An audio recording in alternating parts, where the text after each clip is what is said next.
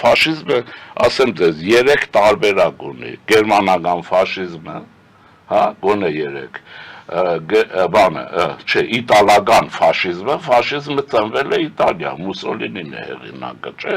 եւ այսպես, որ սկզբում էր սոցիալիստ է եղել, չգիտեմ գիտեն, թե չգիտեն մարդիկ, որ սոցիալիզմը տանում է ֆաշիզմի մեջ, ուրեմն ֆաշիզմը, երկրորդը գերմանական նացիոնալ սոցիալիզմը, ինչ-որ կա, եւ ռուսական բոլշևիզմը, ֆաշիզմը 3 տարբերակ ունի, հա, բոլշևիզմը դուք հավասարեցնում եք ֆաշիզմին։ Տարբերություն, հայոց ցեղասպանություն բան, ով էր խեղդում հայերի, որ չիմանան, Թուրքիային ով է օգնել, որ մենք ցեղասպանվենք նորից, ով է օգնել, մեր հանրապետությունը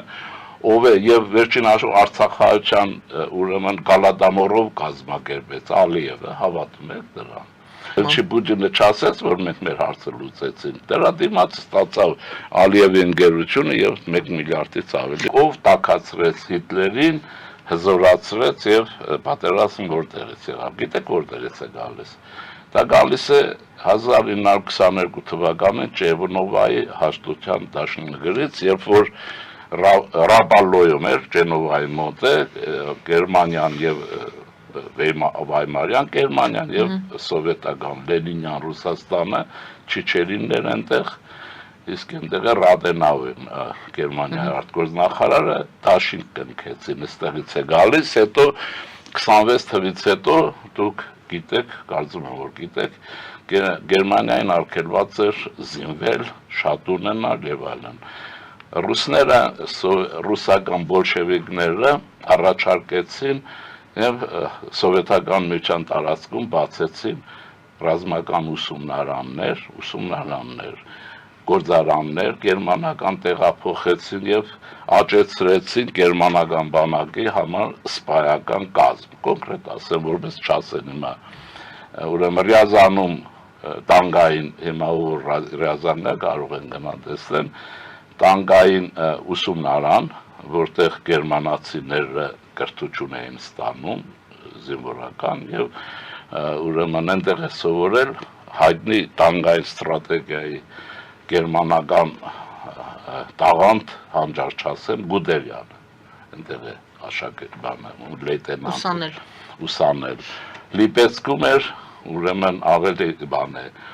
ռազմածային ուժերի ուսումնարանը, հիմա երևի այդ ուսումնարանները կան, որ տրամադրված էր գերմանացիներին, որտեղ է իր կրթությունը ստացել Հիտլերի երկրորդ համարնացի Գուդերյանը, բանը, Գյորինգը, հայտնի ասը, Լյուֆտվաֆեի ղեկավարը, նախկին եղել, այս երկու ուսումնարանները գերմանական են եղել, այնպես որ որոնք հետո 31 թե 2 թվին փակվեցին արդեն եւ այլն։ Հիմա այս իմաստով ոչ Անգլիայում, ոչ Ֆրանսիայում, ոչ Ամերիկայում, ոչ միտեղ գերմանացիները, ոչ էլ Հայաստանում, ոչ էլ Թուրքիայում երևի, ոչ միտեղ այդպիսի ուսումնական հաստատություններ չեն ունեցել։ Այդ ուսումնական հաստատությունները գերմանական բանակ են, որ իրենք իրավունքին սպաներ էին պատրաստում, երկու խոշորներին ասեցի, ըստ ուրեմն որոշակի տվյալների, ուրեմն Գյորինգը Լիպեցկի ուսումնարանում ունեցել է նաև մի սիրած գեղեցկուհի Օլգա անունով ռուսի, աղջիկները ֆրֆրացել է, դեպարզ հետև KGB-ի աղջիկներն են եղել այդ ուսումնարաններում, հասկանում եք, դրա համար էլ են որ Շտիրլիցը կա, են որ եւ այլն այդքան լրտեսություն, հզորություն կա, այդ հզորության մեջ այդ ժամանակ հավաքագրված գերմանացիներ կան եւ այլն։ Հիմա սրանք այս տնենք, այնպես որ իսկ ով բերեց իշխանության Հիտլերին, ասեմ ձեզ։ 30 ուրեմն 2 թվին նոյեմբերին էր կարծեմ Գերմանիայում տեղի ունեցան Վայմարյան հանրապետություններ, ուրեմն Ռայխստագի ընտրություններ, 3 կուսակցություններ առաջատար եղան։ Մնացած մանր կուսակցություններ չասեմ, թվերը կարող եք ցանկացած տեղից վերցնեք, եթե որ հետաքրքրում է։ Առաջի տեղ դուրս եկավ գերմանական նացիոնալ սոցիալիստական կուսակցությունը, բանվորական, միջալոց պաշտոնական նացիզմ, որ ասում են գերմանական նացիոնալ սոցիալիստական բանվորական կուսակցություն, Հիտլերն է։ Երկրորդ տեղ դուրս եկավ գերմանական սոցիալ դեմոկրատիան, բանով, Բունդեստագում ձայների քանակով եւ դա ուրեմն Շորցի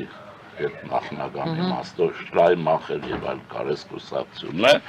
եւ երրորդը Թելմանի կոմունիստական կուսակցությունը։ Նրանք թվերն այնպեսին են, որ առաջինը Հիտլերը բաներ, բայց այն գերագայություն չուներ, որ կառավարություն կարողանալ կազմեր եւ այլն։ Եթե սոցիալ-դեմոկրատները եւ կոմունիստները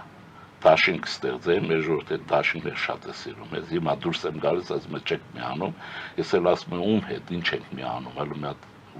միանալ, միանում եք։ Իսկ ինչեր կան, տակտիկական նյուանսներ կան, որոնք որտեղից ուր են գնում։ Ես գիտեմ, որ ես ենթա Հայաստանում երես դեմ են անում շուտ արեք, բլոկ ստեղծեք բան, դա Մոսկվայից խրախուսվող բան է։ Այսինքն մեջտեղը մարդ գցել, որ հետո խառնեն այդ բլոկները, բայց հիմա թողենք դա։ Հիմա ինչ ասեմ, Հեգելն ասում էր տրամաբանություն չսովորողը ապագա չունի։ Այսինքն չեք վստահում ոչ մի ուժին, վտանգ եք տեսնում ուժերի մեջ։ Այդպես անվստահություն չկա, բայց իրենք խառնելու սովորություն։ Պետք է ստուգվեն ամեն ինչ։ Եթե սոցիալ-դեմոկրատները եւ ուրեմն կոմունիստները իրար կմիանային,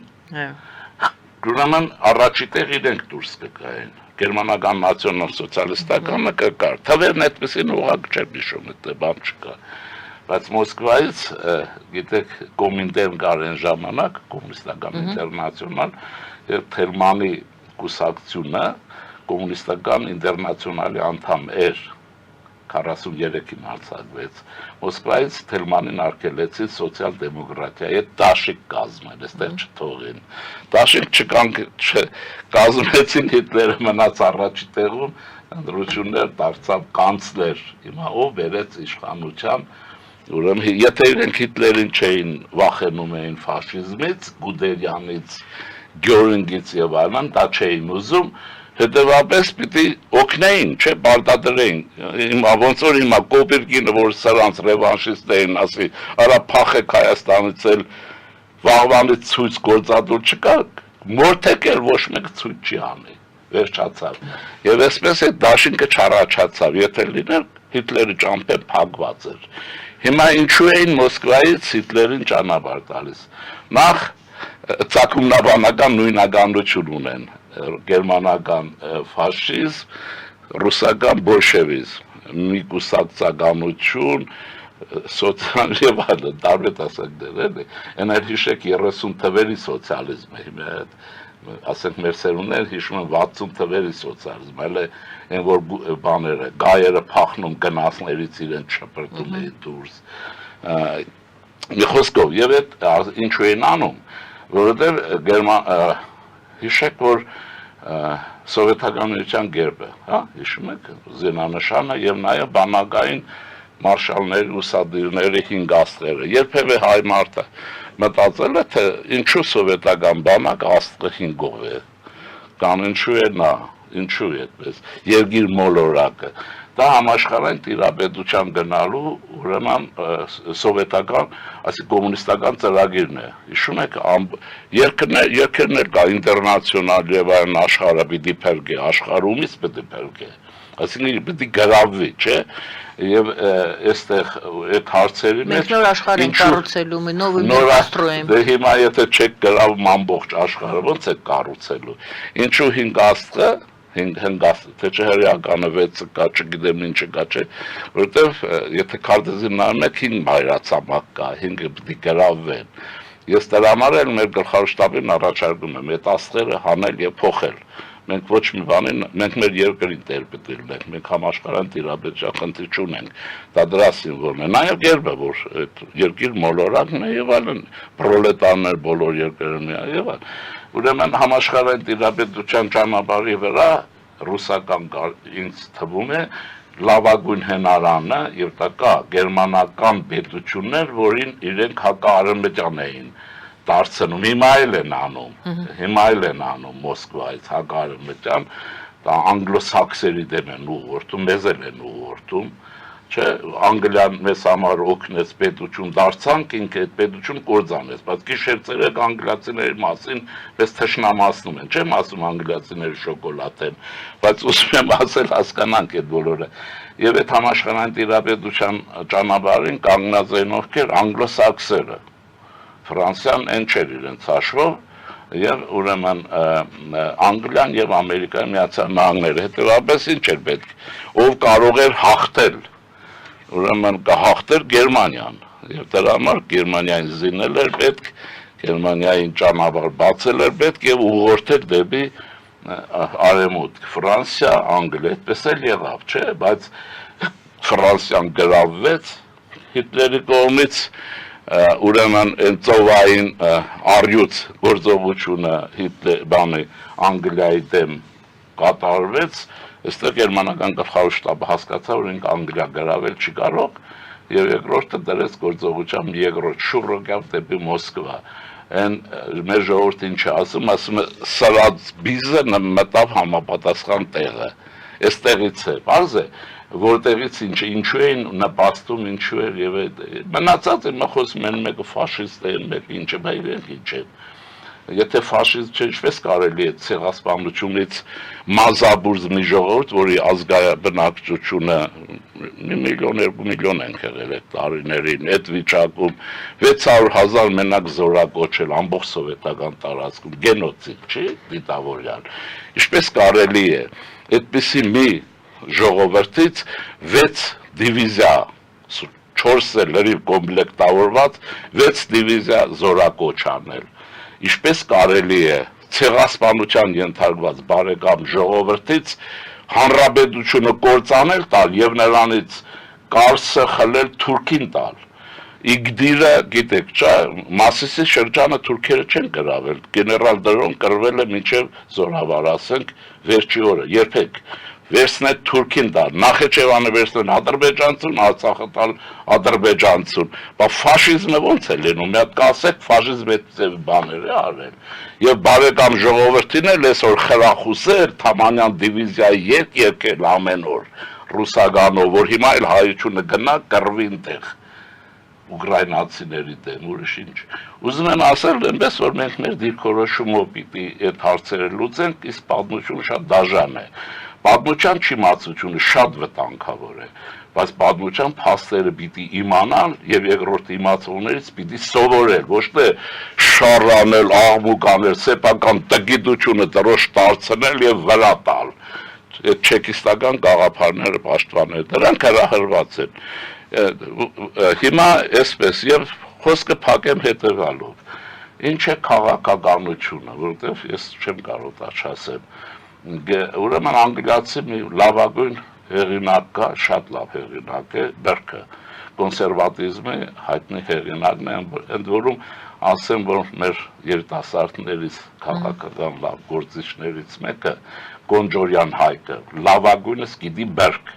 այդ որ ասում են հիմա նոր սերունդ բան չգիտի, այս Չապաևից Բաղենգով բան չգիտեն, եւ այլն շատ լավ գիտի, որտեղ մենք ժամանակին կոնֆերանս բան ենք արել։ Բերքն ասում ինչ է քաղաքականությունը,